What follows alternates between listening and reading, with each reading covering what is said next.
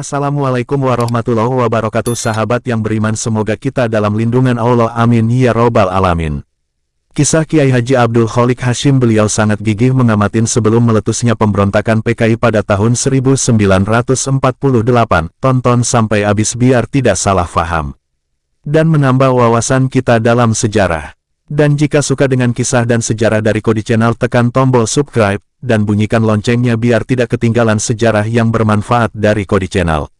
Selamat menonton. Pada saat bangsa Indonesia sedang berjuang melawan Belanda yang berupaya menanamkan kembali kekuasaannya di Indonesia, bangsa Indonesia harus menghadapi carut-marut di negaranya sendiri, yakni pemberontakan PKI Madiun yang terjadi pada tahun 1948.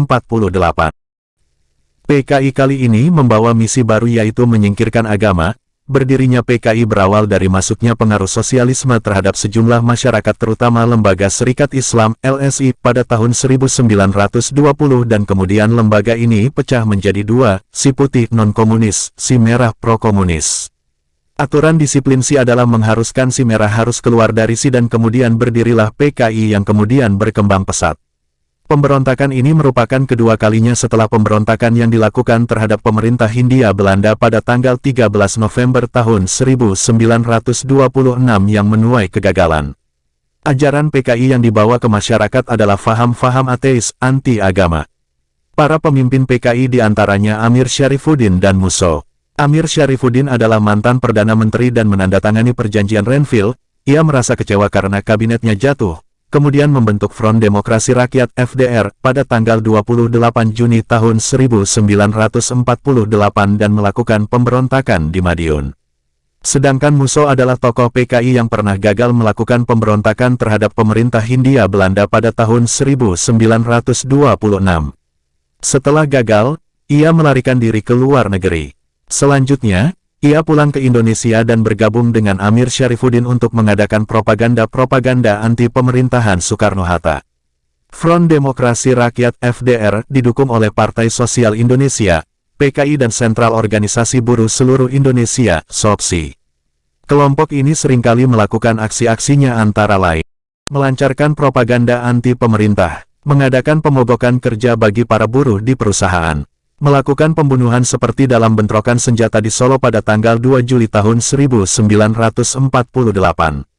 Dan pada tanggal 13 September tahun 1948 tokoh pejuang 1945, Dr.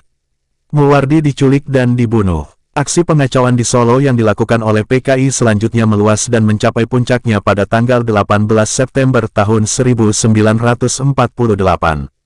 PKI berhasil menguasai Madiun dan sekitarnya dan menjadikan Madiun sebagai markas yang akan terus bergerak ke barat Yogyakarta, yang mana pada saat itu menjadi ibu kota negara. Setelah menguasai Madiun, para pemberontak melakukan penyiksaan dan pembunuhan besar-besaran. Adapun yang menjadi korban keganasan PKI diantara lain adalah para pejabat, pemerintah, perwira TNI, polisi, pemimpin partai, ulama, dan tokoh masyarakat dengan tujuan meruntuhkan pemerintah RI yang akan diganti dengan pemerintah yang berdasar paham komunis. Dari situlah Kiai Haji Kholik melakukan upaya-upaya identifikasi terhadap gerombolan PKI sebelum meletusnya pemberontakan PKI 1948 di Madiun. Kiai Kholik mengamati segala pergerakan mereka dan kemudian menyamar dan menyusup ke dalam rapat-rapat yang mereka adakan. Dan pada saat pemberontakan PKI meletus di Madiun, tak sedikit korban dari mereka adalah kalangan ulama yang menjadi korban. Salah satu di antaranya adalah Kiai Sahal Gontor. Dengan kondisi tangan diikat ke atas dan rencana akan dibakar pada malam harinya. Melihat keadaan tersebut, Kiai Haji Kholik membentuk barisan berani mati untuk membebaskan para kiai tersebut dengan para anak buahnya ke Madiun, yang kemudian berhasil membebaskan para kiai tersebut dengan menyusup melalui gat saluran pembuangan air. Kekejaman yang telah dilakukan oleh PKI menuai banyak keresahan masyarakat dan pemerintah, yang kemudian berinisiatif mengangkat Kolonel Gatot Subroto sebagai Gubernur Militer Daerah Istimewa Surakarta dan sekitarnya. Lalu penumpasan diserahkan sepenuhnya kepada A.H. Nasution, Panglima Markas Besar Komando Jawa. Operasi penumpasan PKI mengalami kesulitan karena sebagian besar pasukan TNI menjaga garis demarkasi menghadapi Belanda. Padahal ini menggunakan dua bridge Kesatuan Cadangan Umum, Divisi 3 Siliwangi dan Bridge Surahmat dari Jawa Timur serta kesatuan lainnya yang setia kepada negara Indonesia menjadikan penumpasan PKI dapat ditumpaskan. Pada tanggal 30 September tahun 1948, seluruh kota Madiun, Rembang, dan daerah sekitarnya dapat direbut kembali oleh TNI. Akhirnya pemberontakan PKI di Madiun dapat dipadamkan meskipun banyak memakan korban dan melemahkan kekuatan pertahanan RI. Setelah PKI Madiun dibubarkan, banyak dari tokoh-tokoh mereka yang melarikan diri ke arah Probolinggo, Lumajang, Jember, dan Banyuwangi.